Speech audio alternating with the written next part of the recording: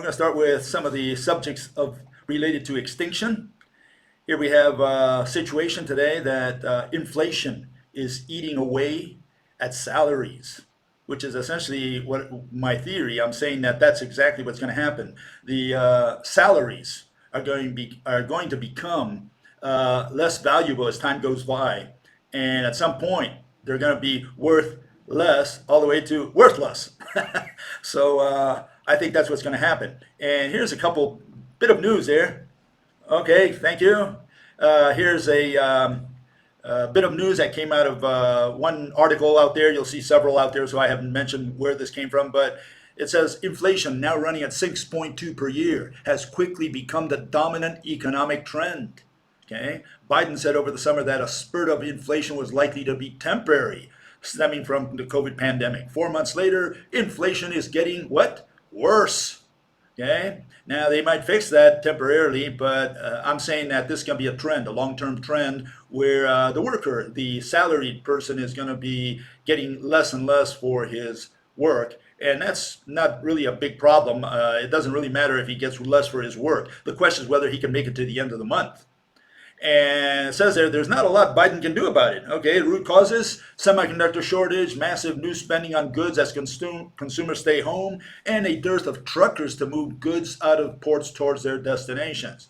Consumer confidence index, the lowest level in 10 years. Lingering COVID could be part of the gloom. There are still near record 10.4 million open jobs, and workers are quitting at record rates.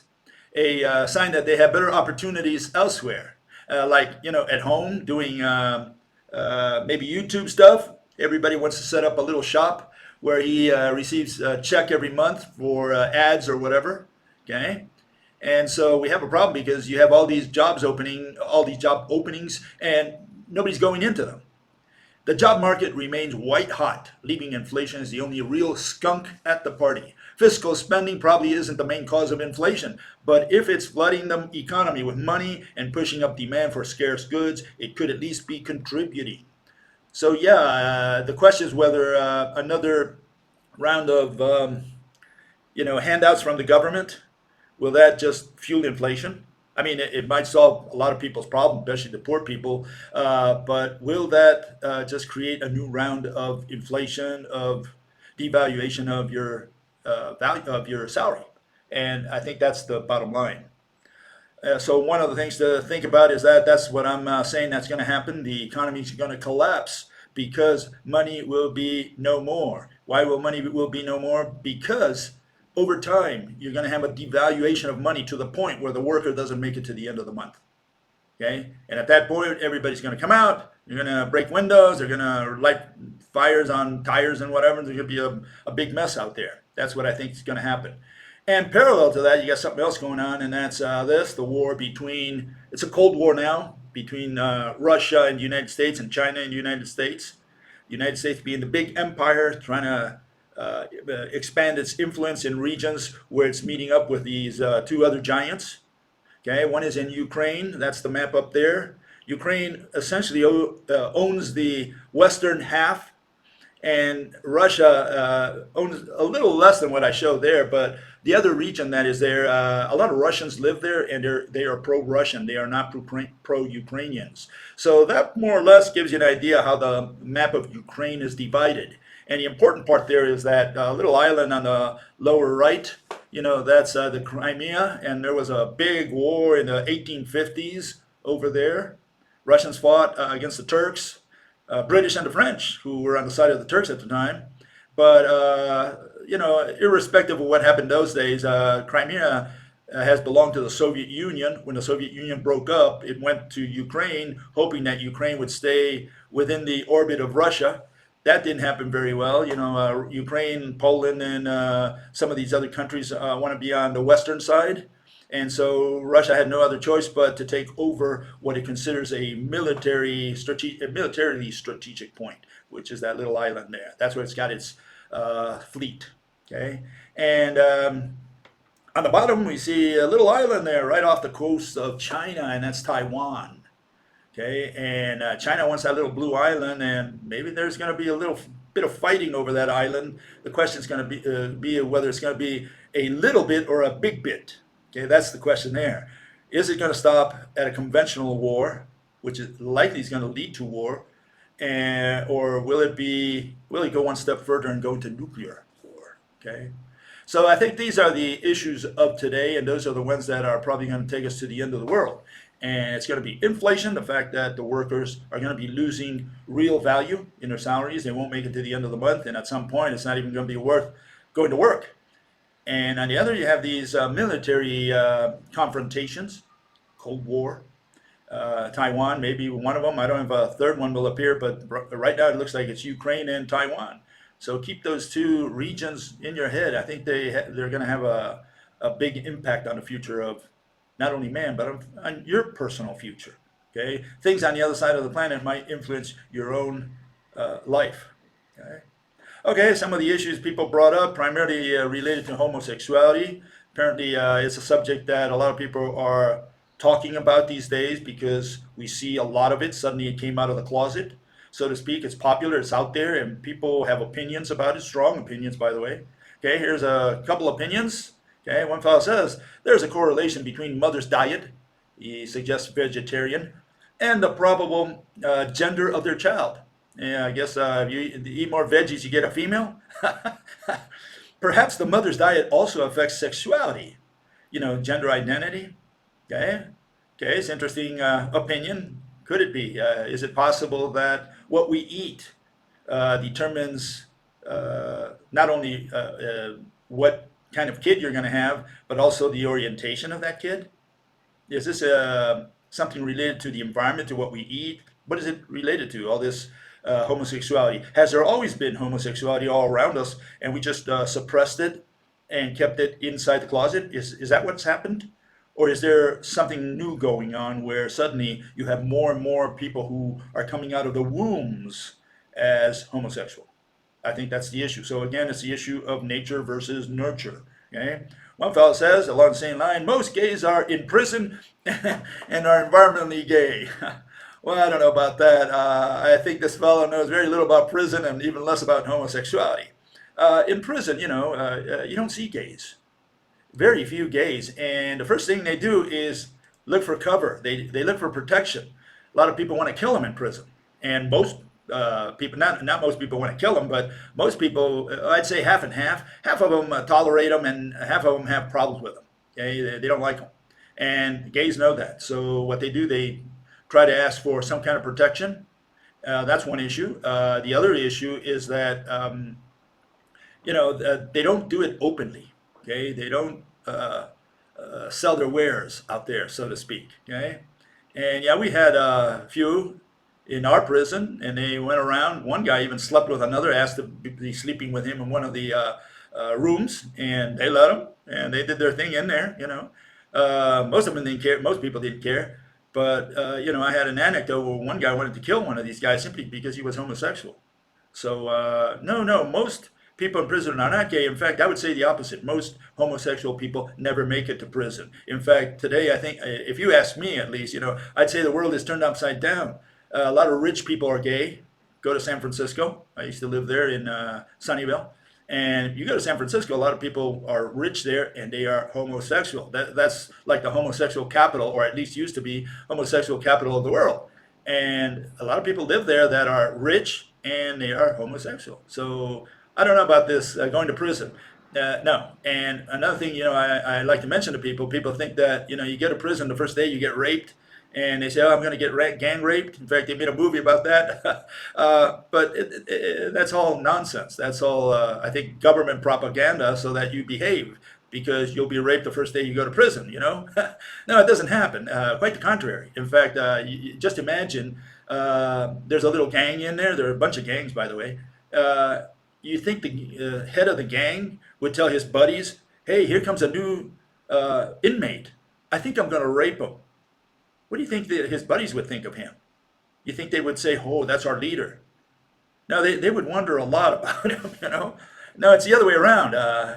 It's a macho world over there. It's all alpha people, more or less, in there. You know, you don't find homosexuals in there, and the few that are there, they take care of themselves because they could be in trouble with who knows who. Someone might approach them, just punch them in the nose. You know.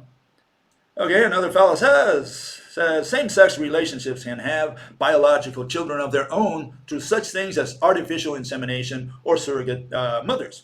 A heterosexual couple isn't a requirement to have children.